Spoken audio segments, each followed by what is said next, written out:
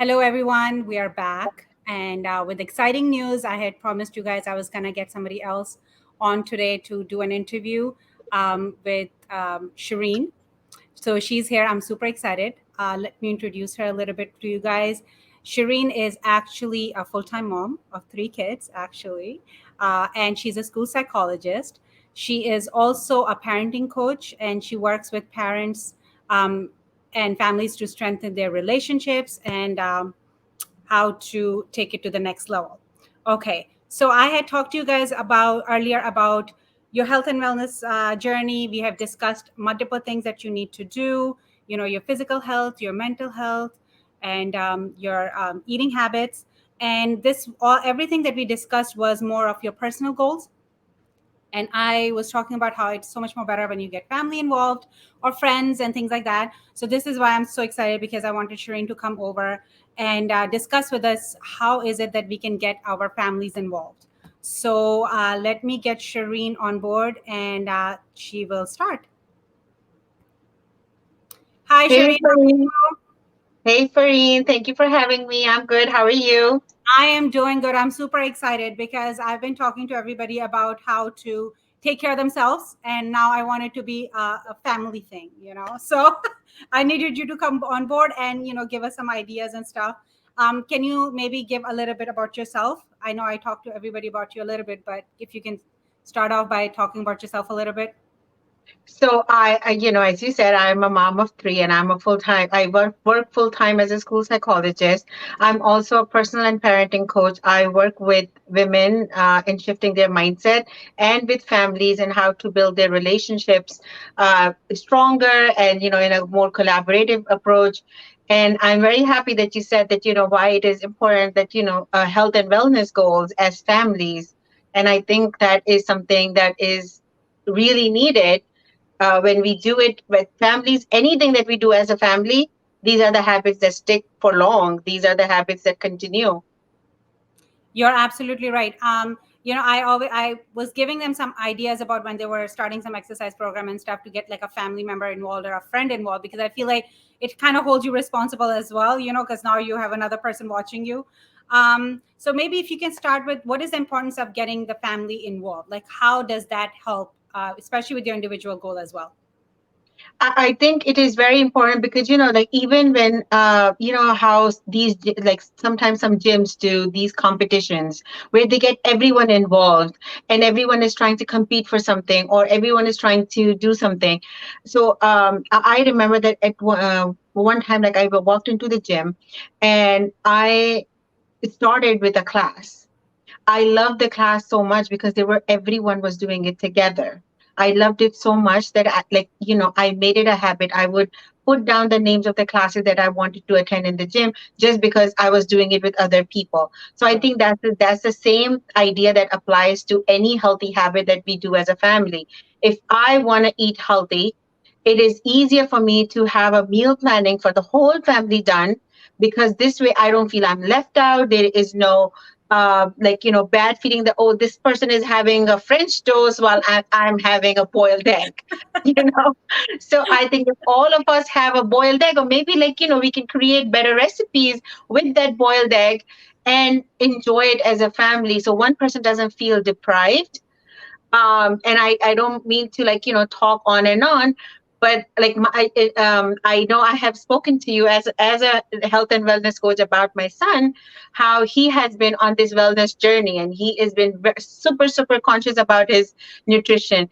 And lately I have started doing grocery with him in my mind for the whole family. And now, when we do this together, he actually has started sitting down and enjoying meals together because they are catered to his own nutritional goals. So I think, we have taken a 15-year-old goals and, generalized it to the whole family. No, you're absolutely right. And I think I've also seen it in families where, like in your case, you were also on board because you were also, like following a certain, healthy ways of eating anyways. I've seen in families the opposite where, the 14-year-old or 13-year-old wants to get in this habit, and then the parents don't know what to do. And then the whole other aspect comes in where the kids are just like looking at their parents like, oh my God, I can't believe you're doing this. which is not a good place to be in. So I totally understand. If you guys can come aboard and both of you get together Yeah. as a family, it's just, you're absolutely right, because then you're right, you look up recipes together, you make things together, it becomes more of a bonding as well, right? It's not Yeah. just, now you're not just eating, it's a whole bonding experience. I love And that. also, I think, Farine, it is very important for us to understand. Most of us grew up with very dysfunctional relationship with food. This can also be in a very like negative. Like I know many families where one child is overweight and the other children are typically growing.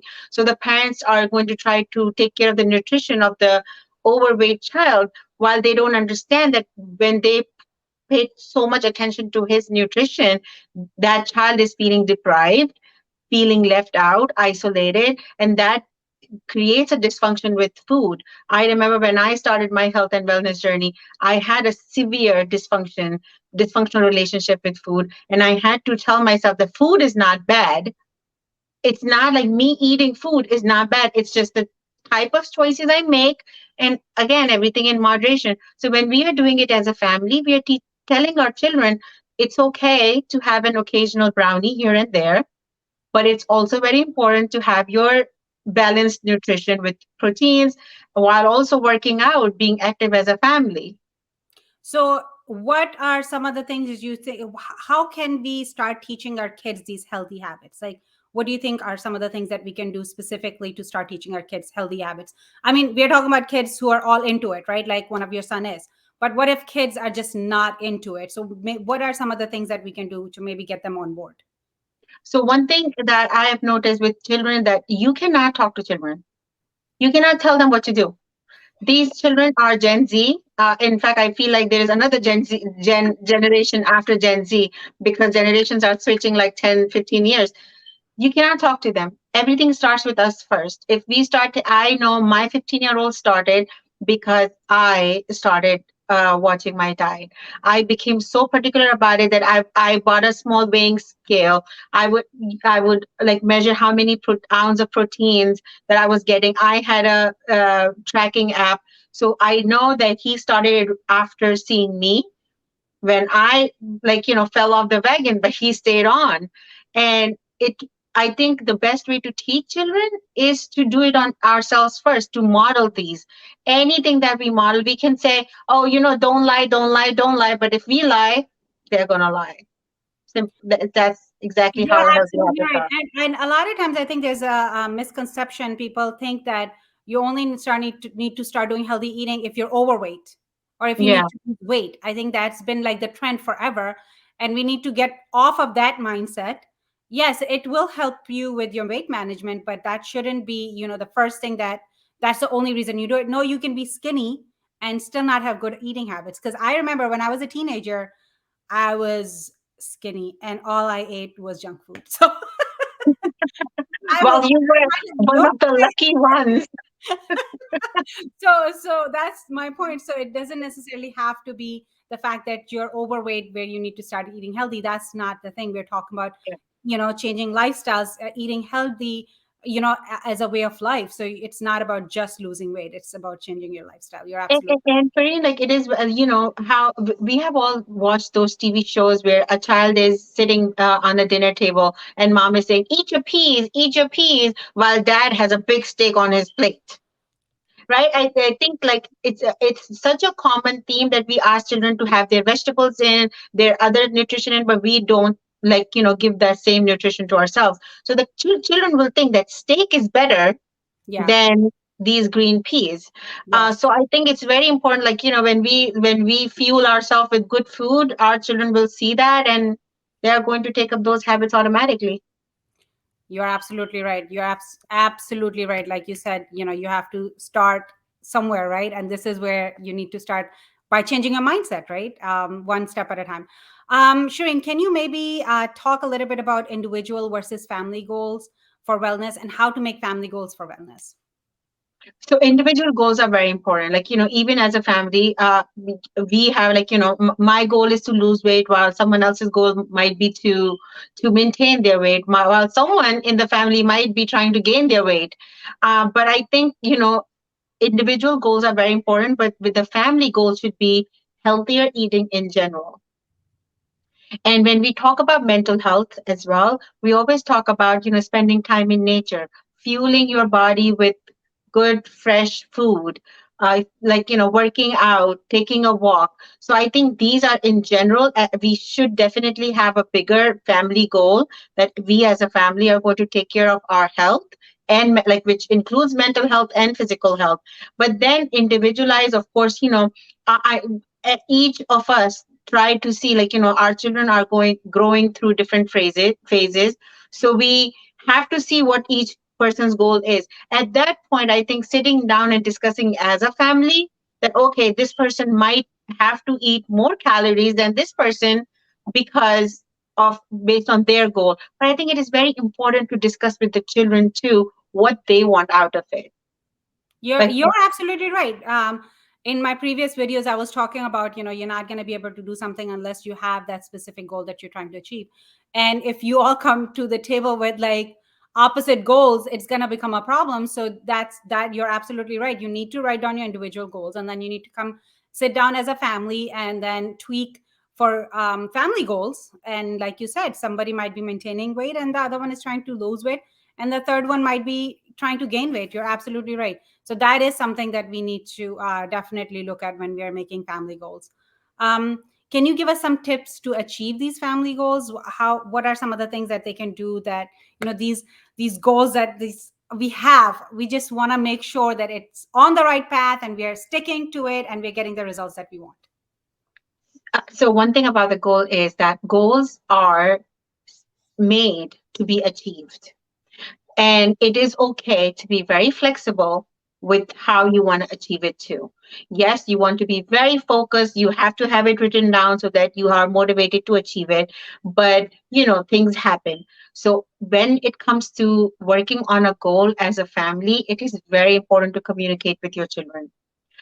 Some days we all have those days where we just like, like we want to have that specific chocolate dessert, and it's something like, we don't have to be pregnant to crave a certain kind of food. It's Yeah. something like, we are looking for it. So I think, yes, having a goal as a family, very important, but it's always important to also understand that, it is a collaborative approach. We are like there is a reason why we are called family. It is not called dictatorship that, oh, I want you to lose weight, so you need to lose weight. I think that we need to change our mindset that the children should not be told what to do. They should be explained why they need to do what they need to do, why they have a goal and how it can be achieved. Of course, they're children, they need our help constantly in how they want to achieve their goals. But telling them this is your goal and you need to achieve it is not going to do them any good. And being very open minded, your child might come and tell you certain things that you had no idea.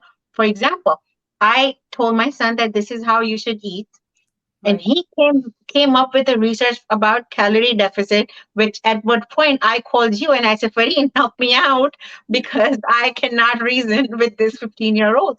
It is okay to ask for help. It is okay to connect your children to professionals if you feel like there's certain things. It's okay to tell them, I don't know, let me find more about it. So I think children should also know that, it's there is a relatability between children and the parents. If we struggle with the goals, they will struggle with the goals. So they need to see that. You're 100% right. I mean, I show my kids my weaknesses also because I want them to understand it's okay. Even I struggle. Like I can't be that one person that's always has everything done correctly because I usually don't. There are days I go on and off.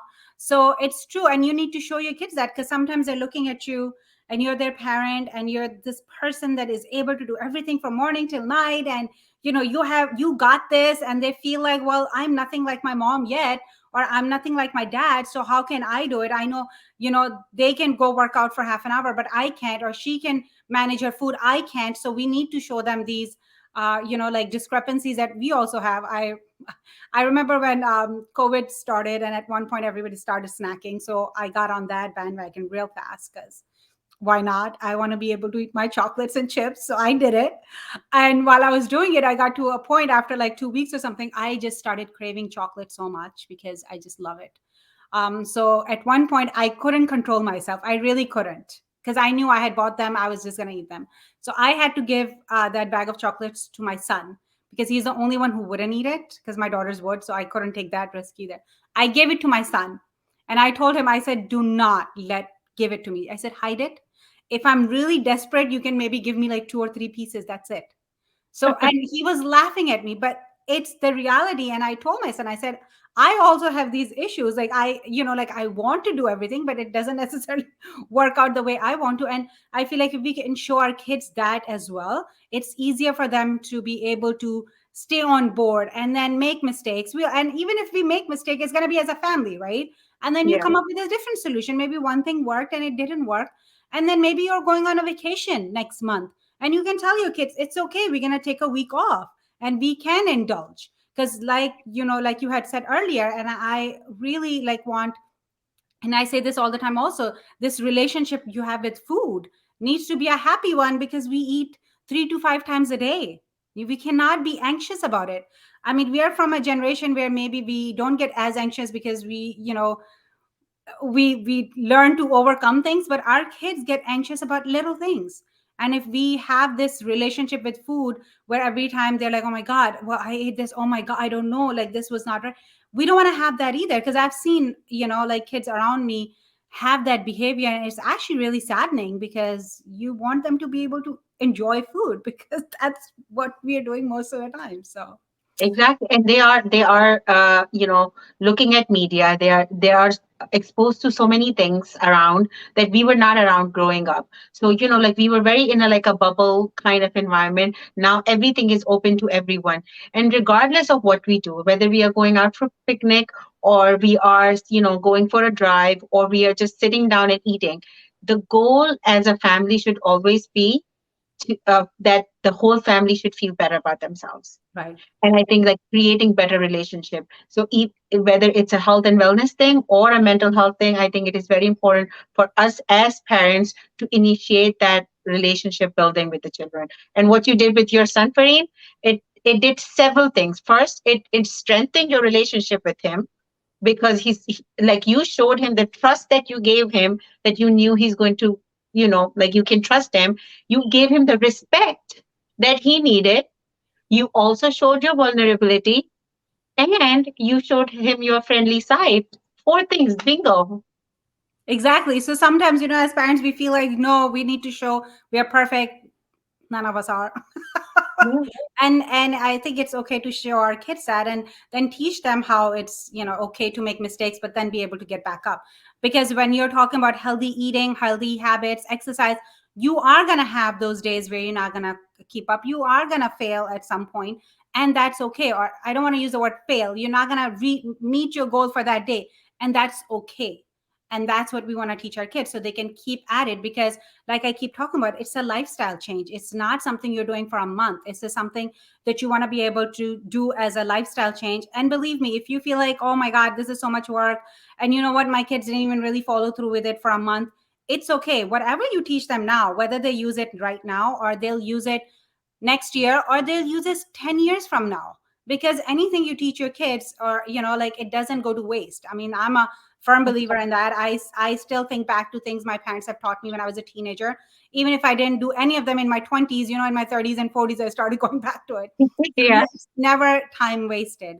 Another thing I would like to plug in, and I'm sure Shireen can add to that also. I know we were talking about specifically for family, but same thing works if you're doing it with your friends and coworkers. Because I have started a lot of times, especially for changing my eating habits, with my friends. And I would, me and my friend would take turns cooking. So, like twice a week, I'd make something for her, and twice a week, she would make something for me. So we held each other accountable. So I had to make something, because if it was just me, I would have maybe not do it one week. But because I knew she was counting on me, I made sure I made something. And then obviously, because I'm making it for her,